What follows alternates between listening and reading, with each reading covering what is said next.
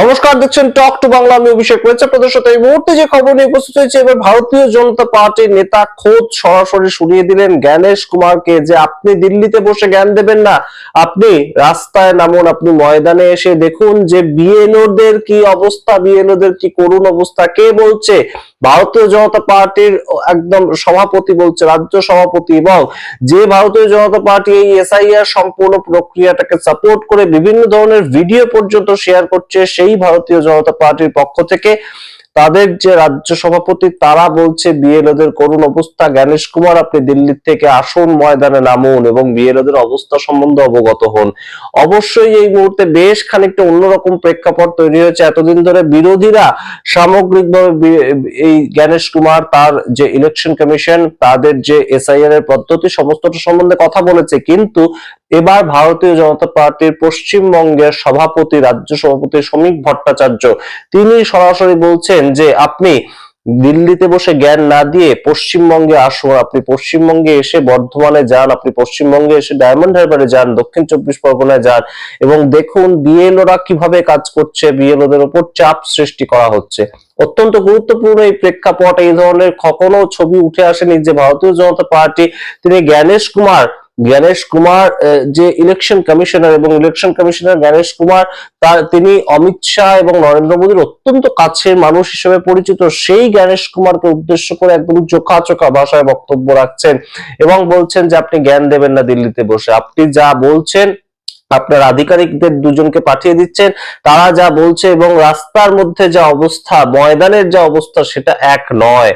অত্যন্ত গুরুত্বপূর্ণ এই প্রেক্ষাপট, সমস্তটা দেখাবো। কি বললেন শ্রমিক ভট্টাচার্য ব্যাখ্যা করবো। তার আগে অবশ্যই টক টু বাংলা ইউটিউব চ্যানেলটিকে সাবস্ক্রাইব করুন, এই ভিডিও দেখুন শেষ অবধি স্কিপ না করে।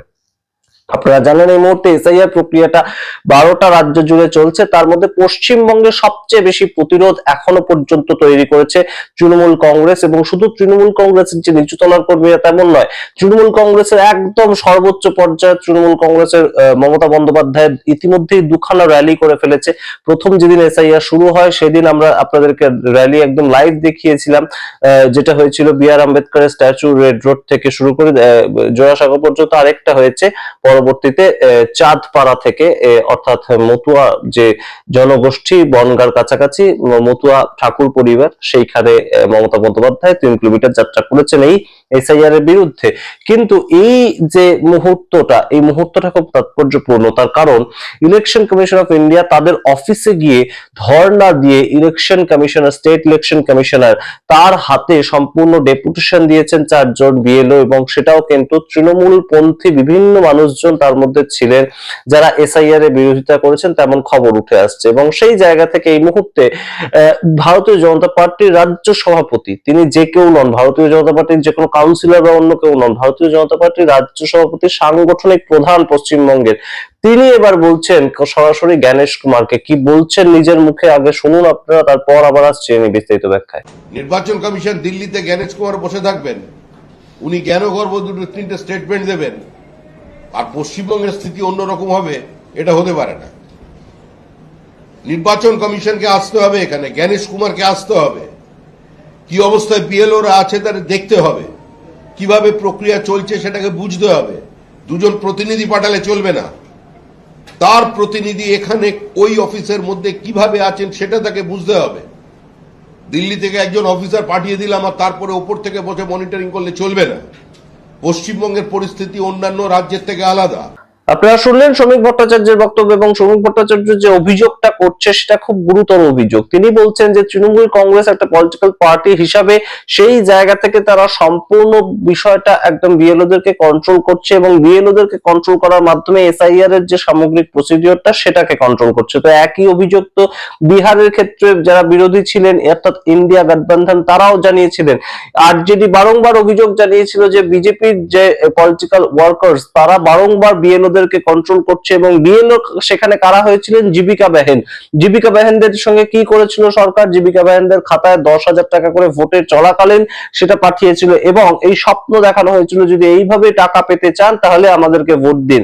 তো এই অভিযোগ তো বিহারের ক্ষেত্রে বিরোধীরাও করেছিল। অর্থাৎ শাসক পক্ষ বিএলওদেরকে কন্ট্রোল করার মাধ্যমে সম্পূর্ণ এসআইআর প্রক্রিয়াটাকে যদি কন্ট্রোল করতে পারে, তাহলে ইলেকশন কমিশনের কোথায় এই মুহূর্তে কর্মদক্ষতা? ইলেকশন কমিশন কেন সামগ্রিক বিষয়টাকে কর্মদক্ষ ভাবে সামলাতে পারছে না। এই প্রশ্ন যদি বিভিন্ন রাজ্যগুলোতে বিরোধীরা তোলে এবং বিরোধী রাজ্যগুলোতে ভারতীয় জনতা পার্টি তোলে, তাহলে একই তো প্রশ্নটা দাঁড়াচ্ছে এবং সবাই প্রশ্নটা করছেন জ্ঞানেশ কুমারকে। অদ্ভুত একটা পরিস্থিতি তৈরি হয়েছে।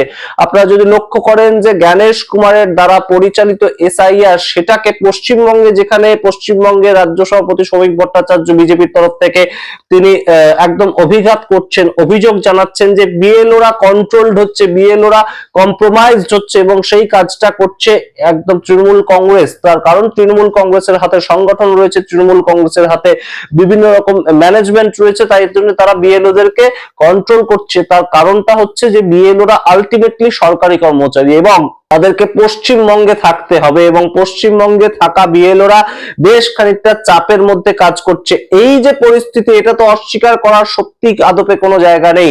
পশ্চিমবঙ্গ সহ সারা ভারত জুড়ে, রাজস্থান, গুজরাট, কেরালা, তামিলনাড়ু, পশ্চিমবঙ্গ, প্রত্যেকটা জায়গাতে ইতিমধ্যে খবর উঠে এসছে যে কাজের চাপে বিএলওরা 18 জন ইতিমধ্যে সুইসাইড করেছেন এবং হার্ট অ্যাটাকে মারা গিয়েছেন। বিভিন্ন ভাবে তারা প্রাণ ত্যাগ করেছেন কিংবা তাদের প্রাণ চলে গিয়েছে। এরকম এই যে মৃত্যু হয়েছে, এই মৃত্যুগুলোর দায় নিতে হবে জ্ঞানেশ কুমারকে, সেটা বিভিন্ন জায়গায় বিরোধী যে পলিটিক্যাল পার্টিগুলো রয়েছে সেই পলিটিক্যাল পার্টিটা জানিয়ে দিচ্ছে জ্ঞানেশ কুমার কিন্তু কোনোভাবেই তার নিজের কাজটা ঠিকঠাক করছে না এবং তাই জন্য বিএলওদের মৃত্যু হচ্ছে, তাই জন্য মানুষের যে চাপটা সেটা বিএলওদেরকে নিতে হচ্ছে, পলিটিক্যাল পার্টির চাপটা সেটা বিএলওদেরকে নিতে হচ্ছে, ইত্যাদি ঘটনাগুলো ঘটছে। কিন্তু অবশ্যই এই মুহূর্তে শ্রমিক ভট্টাচার্যের মুখ থেকে এই ধরনের কথা শোনা, সেটা অবশ্যই একটা অন্য রকম ছবি, সারা দেশ থেকে একটা ব্যতিক্রমী ছবি এইটা উঠে এলো পশ্চিমবঙ্গ থেকে। যে ভারতীয় জনতা পার্টির অমিত শাহ স্বরাষ্ট্রমন্ত্রী এবং একদম নাম্বার 2 হিসেবে আছেন, তার খুব কাছাকাছির মানুষ জ্ঞানেশ কুমার, সেই জ্ঞানেশ কুমারকে একদম চোখা চোখা ভাষায় আক্রমণ করছে অমিত শাহেরই পার্টি যে পশ্চিমবঙ্গে রয়েছে বিরোধীদের জায়গায়, সেই পার্টির সাংগঠনিক প্রধান। অত্যন্ত গুরুত্বপূর্ণ প্রেক্ষাপট। অর্থাৎ কোথাও গিয়ে ইলেকশন কমিশনের বিরুদ্ধে সারা দেশে বিরোধীদের যা বক্তব্য, পশ্চিমবঙ্গেও বিরোধীদের একই বক্তব্য। অর্থাৎ পশ্চিমবঙ্গের ক্ষেত্রে বিরোধী যেহেতু বিজেপি, তাদেরও একই অভিযোগ এবং সারা দেশে বিজেপি দ্বারা পরিচালিত বিভিন্ন স্টেটে বিরোধীদের একই বক্তব্য। অর্থাৎ কোথাও গিয়ে কাঠগড়ায় দুজনেই কিন্তু তুলছে জ্ঞানেশ কুমারকে। জ্ঞানেশ কুমার কি উত্তর দেন, সূত্র মারফত কোনো উত্তর আসে কিনা, আমরা অবশ্যই নজর রাখবো। ততক্ষণ পর্যন্ত দেখতে থাকুন টক টু বাংলা। অবশ্যই টক টু বাংলা প্রত্যেকটি ভিডিও লাইক, কমেন্ট, শেয়ার করে চ্যানেলকে সাবস্ক্রাইব করে দিন। ধন্যবাদ। কিভাবে প্রক্রিয়া চলছে সেটাকে বুঝতে হবে। দুজন প্রতিনিধি পাঠালে চলবে না। তার প্রতিনিধি এখানে ওই অফিসের মধ্যে কিভাবে আছেন সেটা তাকে বুঝতে হবে। দিল্লি থেকে একজন অফিসার পাঠিয়ে দিলাম আর তারপরে ওপর থেকে বসে মনিটরিং করলে চলবে না। পশ্চিমবঙ্গের পরিস্থিতি অন্যান্য রাজ্যের থেকে আলাদা। বিহারের নির্বাচন হয়ে গেছে, কোনো বুথ দখল নেই, কোনো বোমাবাজি নেই, কোনো হত্যা নেই, কোনো জেসিবি মেশিন দিয়ে বাড়ি ভাঙা নেই, থান কাপড় বিতরণ নেই, কোনো জায়গায় মোটরসাইকেলের র্যালি নেই। এত বড় নির্বাচন হয়ে গেল বিহারে, এতগুলো রাজনৈতিক দল, যেখানে কাস্টিজম একটা সোশ্যাল রিয়ালিটি, তারপরেও সেখানে কোনো সংঘাত নেই। আর আমাদের এখানে নির্বাচনের পরে ভোট পরবর্তী হিংসা নেই। কারোর বাড়ি, আরজেডির একটা কর্মীর বাড়ি ভাঙা হয়নি, একজনকেও নাক্ষত দেয়ানো হয়নি, কারোর মাথা কামিয়ে দেওয়া হয়নি, কারুকে জরিমানা দিয়ে তারপরে গ্রামে ঢুকতে হয়নি। আরজেডি হেরেছে, করুণভাবে হেরেছে, কিন্তু হেরে গেছে। তো এটা তো রাজনৈতিক সংস্কৃতি থেকে, ভোট সংস্কৃতি থেকে বিহার বেরিয়ে আসতে পেরেছে, আমরা বেরোলাম না। 21 সালে আমাদের 56 জন কর্মী খুন হয়েছে, তারপরেও আমাদের কর্মীরা খুন হচ্ছে। আজকে এই পরিস্থিতির মধ্যে ইসি যদি, ইলেকশন কমিশনার যদি মনে করেন দিল্লিতে বসে থেকেই আর দু একটা ডেপুটেশন নিয়েই তিনি ওখান থেকে মানে স্যাটেলাইটের মধ্যে দিয়ে পশ্চিমবঙ্গের এই প্রক্রিয়াটাকে কন্ট্রোল করতে পারবেন, ভুল করছেন। তাকে এখানে আসতে হবে। আমরা সমস্ত নথি নিয়ে তার কাছে যাব, কারণ বহু ক্ষেত্রে যাদের বিরুদ্ধে এফআইআর হওয়ার কথা ছিল কোনো ব্যবস্থা এখন পর্যন্ত নেওয়া হয়নি। আর তার জন্য এখানে কিছু মানুষ মনে করেছে আমরা যা খুশি করতে পারি।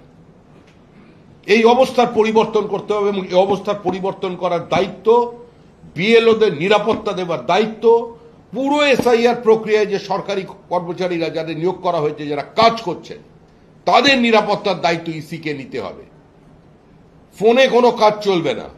প্রয়োজন হলে জ্ঞানেশ কুমারকে কলকাতায় এসে অফিসে বসতে হবে, বর্ধমানে যেতে হবে, দক্ষিণ 24 পরগনায় যেতে হবে, ডায়মন্ড মডেল যেখানে চলছে, ডায়মন্ড হারবারে গিয়ে দেখুন কিভাবে বিএলওদের অবস্থা তৈরি করা হয়েছে। পশ্চিমবঙ্গের পরিস্থিতি অন্য প্রদেশের থেকে আলাদা। সেই আলাদা পরিস্থিতির কারণে আমরা দাবি করছি যে জ্ঞানেশ কুমার আসুন, নিজে এসে অফিসে বসুন,